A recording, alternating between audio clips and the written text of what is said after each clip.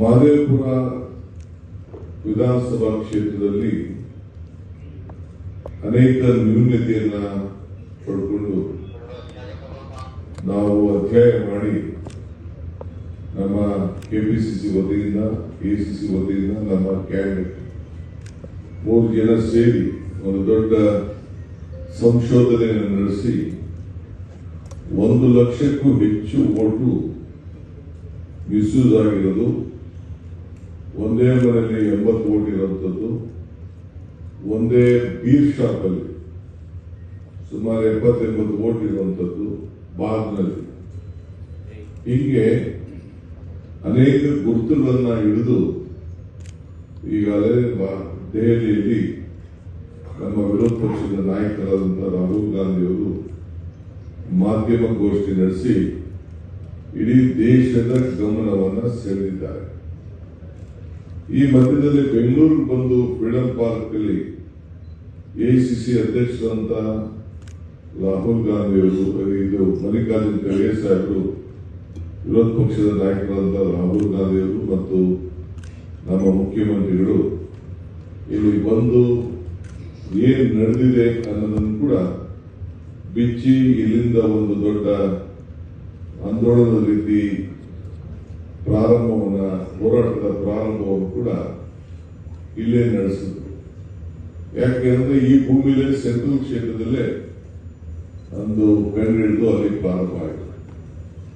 ಇದು ಒಂದು ಕ್ಷೇತ್ರ ಅಲ್ಲ, ಇದು ರಾಜ್ಯಕ್ಕೆ ಹರಡಿತು. ಇನ್ಕ್ಲೂಡಿಂಗ್ ನಮ್ಮ ಗಾಂಧಿನಗರ ವಿಧಾನಸಭಾ ಕ್ಷೇತ್ರದಲ್ಲೂ ಕೂಡ ನಡೆದಿದ್ದಂತ ಮಾಹಿತಿ ನಮಗೆ ದೊರೆಯಿತು. ಬೇರೆ ಬೇರೆ ಅನೇಕ ಕ್ಷೇತ್ರಗಳಲ್ಲಿ ಓಟನ್ನ ಒಂದೇ ಕ್ಷೇತ್ರದಲ್ಲಿ ಉದಾಹರಣೆಗೆ 2,40,000 ಓಟ್ ಇದೆ ಅಂತಂದ್ರೆ ಒಂದೇ ಓಟ್ನಲ್ಲಿ ಆ 2,40,000 ಓಟ್ ಇರ್ತದೆ. ಆದ್ರೆ ಕೆಲವು ಓಟ್ ಪಕ್ಕದ ಬೂತು ಇನ್ನೊಂದು ಬೂತು ಎಲ್ಲ ಶಿಫ್ಟ್ ಮಾಡ್ಬಿಟ್ಟು ಮತದಾರರು ಯಾರು ಅಲ್ಪಸಂಖ್ಯಾತರು, ಪರಿಶಿಷ್ಟ ಪರಿಷ್ಕೃತರ, ಹಿಂದುಳಿದವರು ಯಾರು ಕಾಂಗ್ರೆಸ್ ಓಟ್ ಹಾಕ್ತಾರೆ ಅನ್ನೋದನ್ನ ನಾವು ಹೆಸರನ್ನ ಗುರುತು ಮಾಡಿ ಆ ಓಟನ್ನ ಶಿಫ್ಟ್ ಮಾಡಿ ಅದು ಕೂಡ ಒಂದು ದೊಡ್ಡ ಅನ್ಯಾಯವಾಗಿದ್ದನ್ನು ಕೂಡ ನಾವು ಗಮನವನ್ನ ಸೆಳೆದಿದ್ದೇವೆ. ಇದಾದ ಮೇಲೆ ತಾವೆಲ್ಲ ಮಹದೇವಪುರ ಆದ್ಮೇಲೆ ಆಳಂದ ತಾವೆಲ್ಲ ಗಮನಿಸಿರ್ಬೋದು.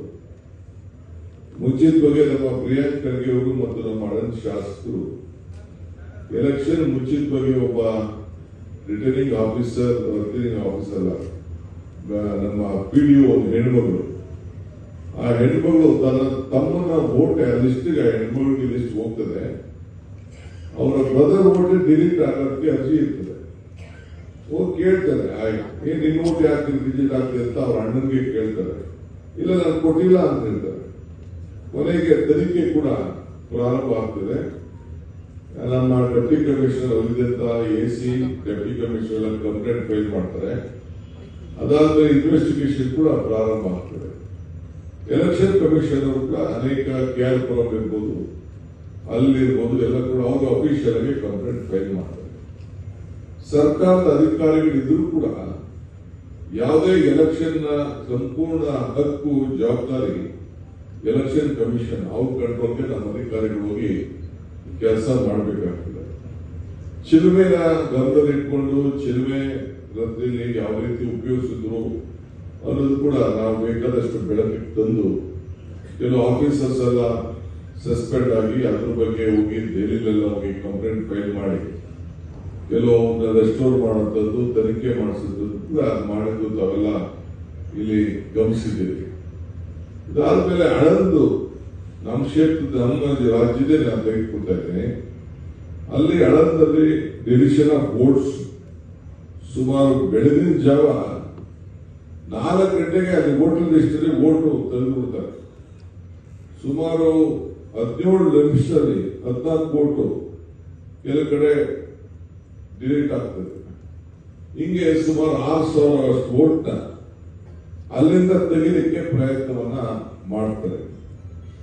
ಈಗ SIT ಕೂಡ ನಡೀತಾ ಇದೆ. SIT ಕೂಡ ನಡೆದದ್ದು ತಾವೆಲ್ಲ ಗಮನಿಸ್ತಾ ಇದ್ದೀರಿ.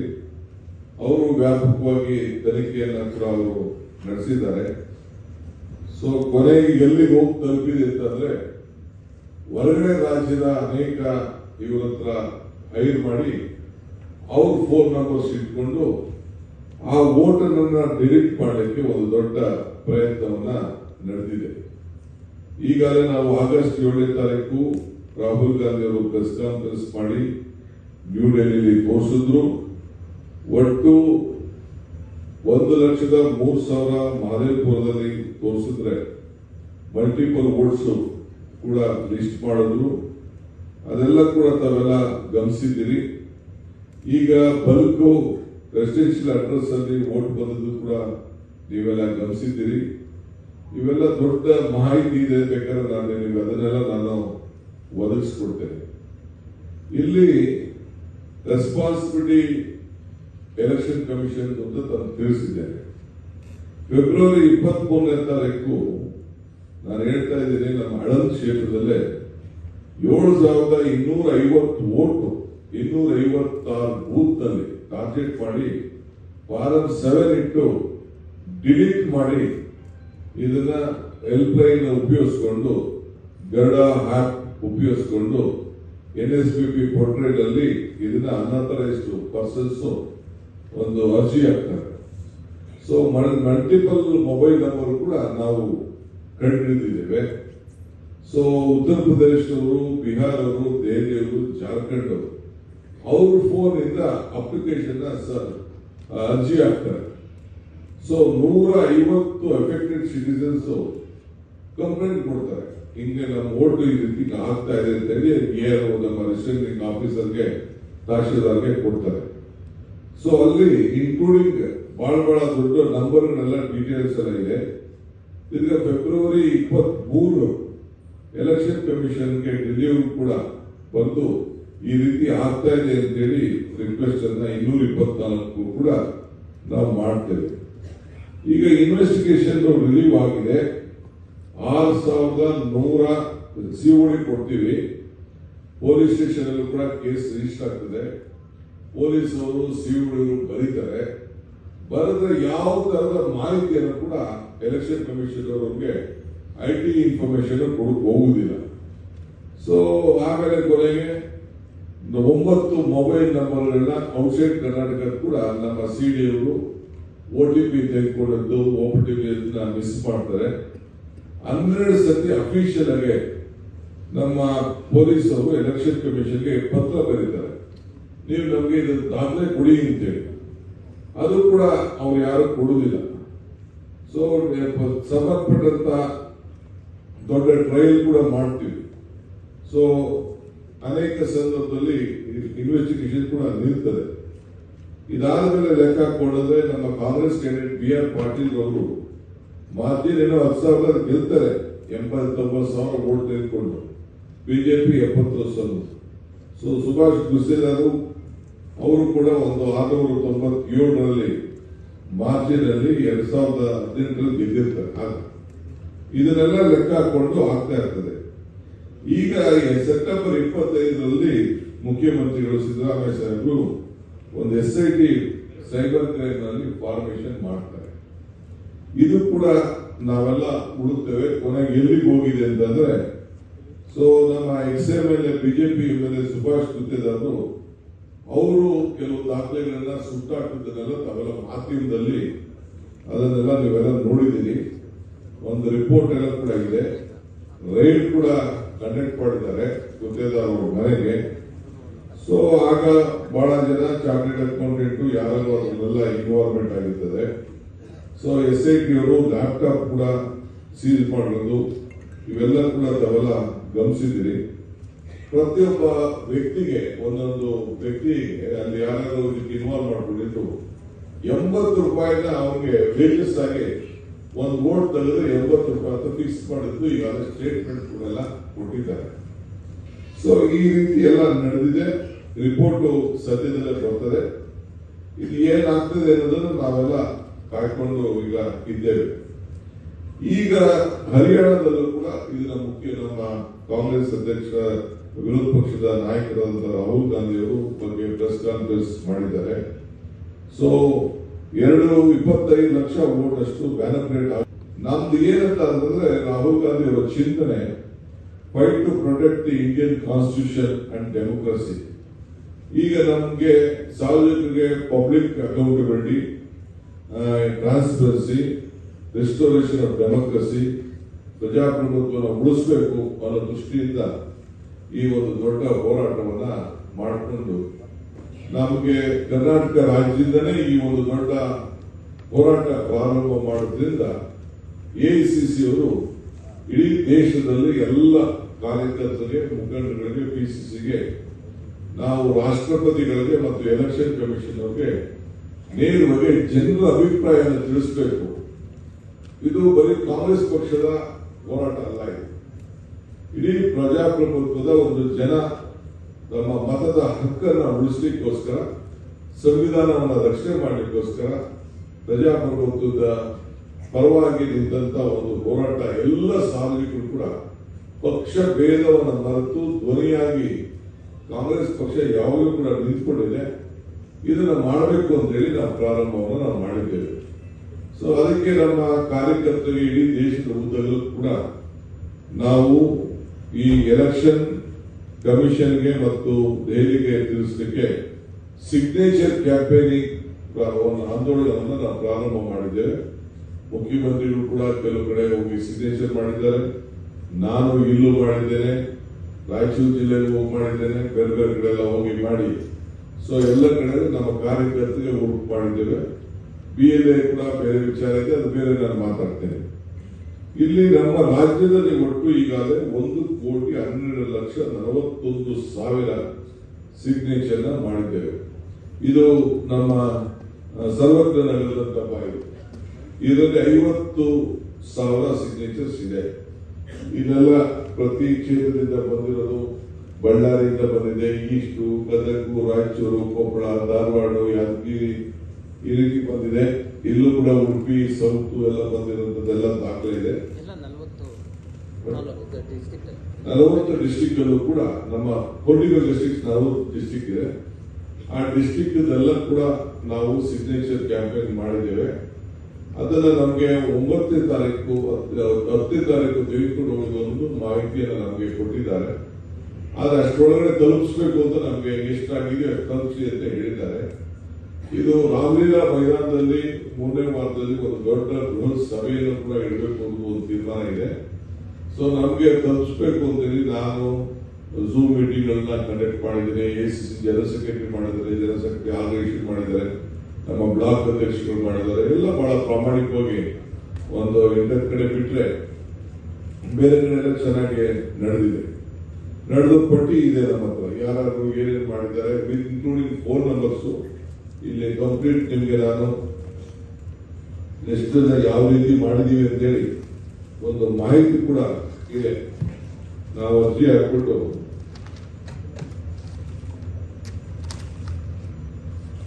ವಿತ್ ಸಿಗ್ನೇಚರ್ಸ್, ಅವ್ರ ಅಡ್ರೆಸ್, ಅವ್ರ ಫೋನ್ ನಂಬರ್ಸ್ ಎಲ್ಲ ಮಾಹಿತಿಯನ್ನು ಒಂದೊಂದು ಪುಸ್ತಕದಲ್ಲಿ ಕೂಡ ರೆಡಿ ಮಾಡಿ ನಾವೆಲ್ಲ ಬೂತ್ ವೈಸ್ ಕೊಟ್ಟಿದ್ದೇವೆ. ಅಂದ್ರೆ ಜನರಿಗೆ ಜಾಗೃತಿ ಮೂಡಿಸುವಂತ ಕೆಲಸವನ್ನ ಇವತ್ತು ನಾವು ಮಾಡ್ತಾ ಇದ್ದೇವೆ. ಸೊ ನಾವೇ ನಾಳೆ ಬೆಳಿಗ್ಗೆ ಕೆಲವರು ತಮಿಳುನಾಡವರು ಟ್ರಕ್ ಕಳಿಸ್ತಾ ಇದ್ದಾರೆ. ನಾನು ಒಂದು 12 ದಿನ ಡಿಸ್ಟ್ರಿಕ್ಟ್ ಪ್ರೆಸಿಡೆಂಟ್ಗಳು ಯಾರೋ ಹೆಚ್ಚಿಗೆ ಜವಾಬ್ದಾರಿ ತೆಗೆದುಕೊಂಡು ಅವ್ರ ಕೈಲಿ ಒಂದೊಂದು ಫ್ಲೈಟ್ ಅಲ್ಲಿ ಒಂದು 20 kg 30 kg ಹಾಕ್ಲಿಕ್ಕೆ ಅವಕಾಶ ಇದೆ. ಇನ್ನು ಹೋದ್ರೆ ಲಾರಿ ಕಳಿಸಿದ್ರೆ ಲೇಟ್ ಆಗ್ತದೆ ಅಂತೇಳಿ ಮುಂಚಿತವಾಗಿ ಒಂದು 10 ಜನ ಕಳಿಸಿಸ್ಬಿಟ್ಟು ಅದೇ ಚಾರ್ಜ್ಗೆ ಲಾರಿ ಚಾರ್ಜ್ಗೆ 10 ಜನ ಹೋಗಿ ಬಂದ್ಬಿಡ್ಬೋದು. ಹೋಗಿ ಹಾಕಿ ಕಳಿಸಿ ಅಲ್ಲಿ ಡೆಲಿವರಿ ಮಾಡ್ಬಿಟ್ಟು ಬರೋಣ ಅಂತೇಳಿ ಈಗ ಅಲ್ಲೇ ತೀರ್ಮಾನ ಮಾಡಿದ್ದೇವೆ.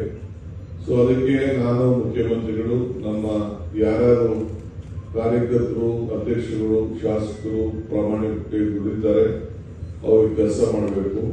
ನಮ್ಮ ರಾಜ್ಯದಿಂದಲೇ ಇದನ್ನ ಮೊದಲು ಪ್ರಾರಂಭ ಮಾಡಿರೋ ದೃಷ್ಟಿಯಿಂದ ನಾವೇ ಮೊದಲು ಎಲ್ಲರಿಗಿಂತ ಮುಂಚಿತವಾಗಿ ಅದನ್ನ ತಲುಪಿಸುವಂತ ಕೆಲಸ ನಾವು ಮಾಡಬೇಕಾಗಿದೆ. ಸೊ ಅದನ್ನ ಹೋಗಿ ದೆಹಲಿಗೆ ಎಸಿಸಿ ಕಚೇರಿಗೆ ತಲುಪಿಸ್ತೀವಿ. ತಲುಪಿಸಾದ್ಮೇಲೆ ಅವರು ಎಲ್ಲಿಗೆ ಆಕ್ಚುಲಿ 10ನೇ ತಾರೀಕು ಇದನ್ನ ಸಬ್ಮಿಟ್ ಮಾಡಬೇಕು ಅಂತ ನಮಗೆ ನಿರ್ದೇಶವಾಗಿ ಮಾರ್ಗದರ್ಶನ ಇತ್ತು. ಬಟ್ ಅದು 10ನೇ ತಾರೀಕು ಮಾಡ್ತಾರೋ ಇಲ್ಲ ಎಸಿಸಿ ಬಿಟ್ಟಂತ ವಿಚಾರ. ಬಟ್ ನಮ್ಗೆ 25ನೇ ತಾರೀಕು ರಾಮಲೀಲಾ ಮೈದಾನದಲ್ಲಿ ಒಂದು ದೊಡ್ಡ ಕಾರ್ಯಕ್ರಮ ಮಾಡಬೇಕು ಕೂಡ ಈಗಾಗಲೇ ಚರ್ಚೆ ಆಲೋಚನೆ ಕೂಡ ಈಗಾಗಲೇ ನಡೀತಾ ಇದೆ. ನಾವು 10ನೇ ತಾರೀಕು ಅದನ್ನ ತಲುಪಿಸುವಂತ ಕೆಲಸ ನಾವು ಮಾಡ್ತಾ ಇದ್ದೇವೆ. ಸೊ ಇವತ್ತೆಲ್ಲ ಕರೆಕ್ಟ್ ಮಾಡಿ ನಾಳೆ ಎತ್ಕೊಂಡು ಹೋಗಿ ನಾಳೆ 10ನೇ ತಾರೀಕು ಅವರ ಗಮನಕ್ಕೆ ನಾವು ಇದನ್ನ ಅವ್ರ ವಶಕ್ಕೆ ಕೊಡ್ತಾ ಇದ್ದೇವೆ. ಸೊ ಅದಕ್ಕೆ ಈ ಒಂದು ವಿಚಾರ ಇನ್ನ ಇದು ಇಲ್ಲಿಗೆ ಮುಂದುವರಿಸ್ತೀವಿ ನಾವು. ಎಲ್ಲೆಲ್ಲಿ ಇನ್ನೇನು ಆಗಿಲ್ಲ ಅವರೆಲ್ಲ ಕೂಡ ಹೆಚ್ಚಿಗೆ ಜವಾಬ್ದಾರಿ ತೆಗೆದುಕೊಂಡು ಇನ್ನ 3-4 ದಿನದಲ್ಲಿ ಮಾಡಲಿಕ್ಕೆ ಒಂದು ಅವಕಾಶ ಇದೆ. ನಂಬರ್ ಜಾಸ್ತಿ ಮಾಡಲಿಕ್ಕೆ ಒಂದು ಅವಕಾಶ ಇದೆ. ಆ ಕೆಲಸವನ್ನ ಈ ಸಂದರ್ಭದಲ್ಲಿ ಮಾಡಬೇಕಾಗ್ತದೆ.